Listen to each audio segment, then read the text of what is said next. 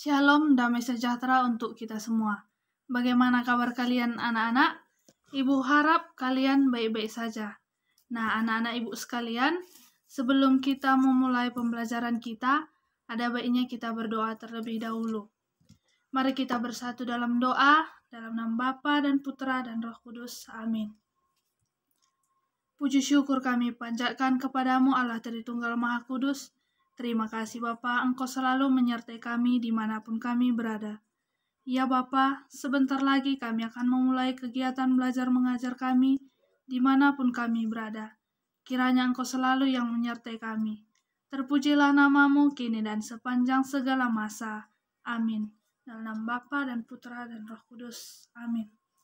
Nah, anak ibu sekalian, minggu kemarin kita sudah belajar tentang Yesus mewartakan kerajaan Allah melalui perumpamaan.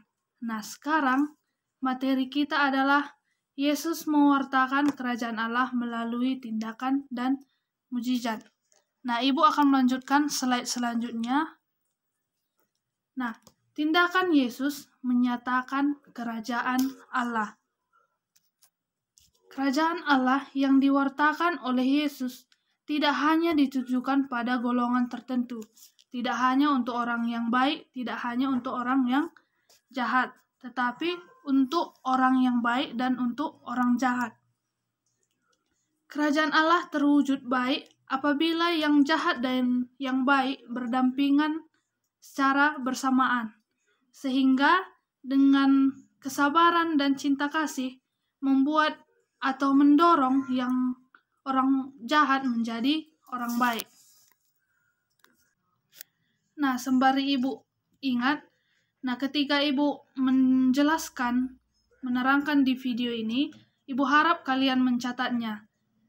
Nanti yang kalian catat dikirim ke classroom. Dari situ juga ibu mengambil nilai kalian. Nah, selanjutnya kita lanjutkan.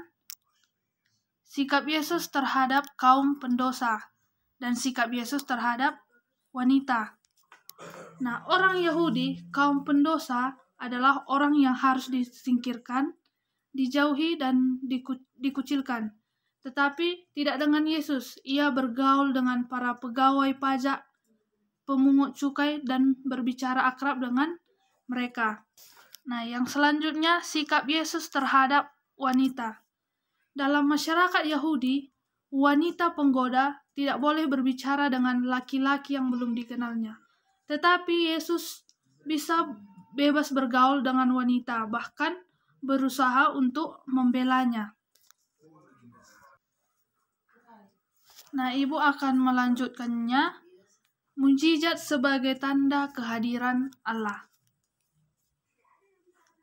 Dengan mengerjakan mujizat, Yesus memperlihatkan kerajaan Allah, memperlihatkan bahwa dalam diri Yesus itu genaplah para nubuat Nabi tentang Mesias yang kedatangannya telah dijanjikan ke leluhur Israel. Mujizat Yesus tidak hanya menyampaikan kabar yang menggembirakan, tetapi Ia sendirilah kabar gembira itu, yaitu Injil.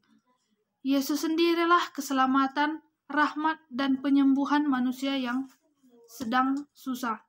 Nah, ada pertanyaan, Bu, apakah dukun atau istilahnya sekarang adalah dukun itu adalah mujizat? Nah, tergantung. Mujizat itu adalah sederhana dan tidak memiliki syarat. Jadi, kalau ada itu dukun minta syarat, meminta ayam, meminta daun sirih, nah itu bukan mujizat. Nah, ibu akan melanjutkannya.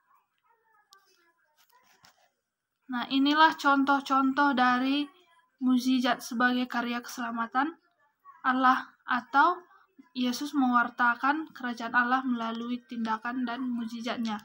Nah, yang pertama, Yesus meredakan angin ribut. Yesus menyembuhkan orang buta. Yesus membangkitkan orang mati, dan lain-lain. Nah, kesimpulan yang kita dapat dari pembelajaran kita ini, sebagai murid Yesus, kita harus mampu meneladani apa yang telah dilakukannya, menyandarkan hidup kita kepada kekuatan Allah sebagai satu-satunya sumber kekuatan hidup kita.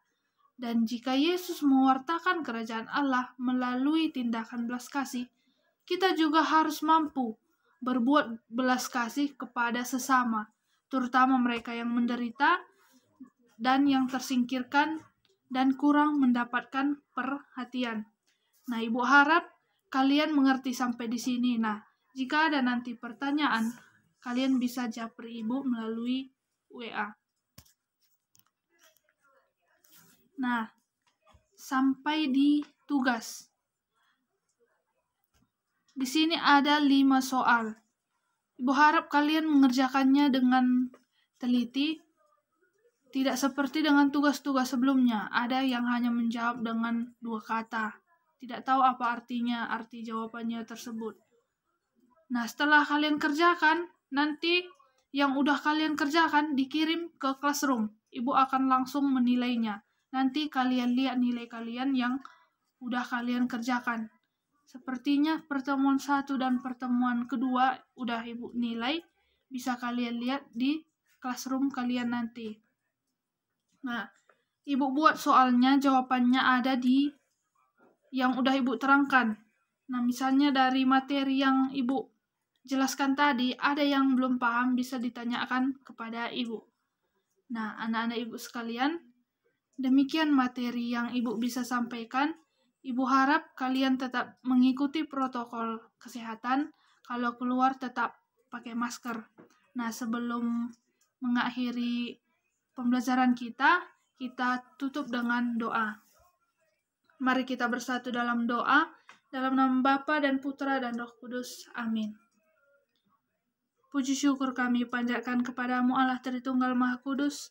Terima kasih Bapa, Engkau selalu menyertai kami. Ya Bapa, kegiatan selanjutnya kami serahkan dalam tangan-Mu. Terpujilah nama-Mu kini dan sepanjang segala masa. Amin. Dalam nama Bapa dan Putra dan Roh Kudus. Amin. Nah, sampai jumpa. Shalom dan damai sejahtera untuk kita semua.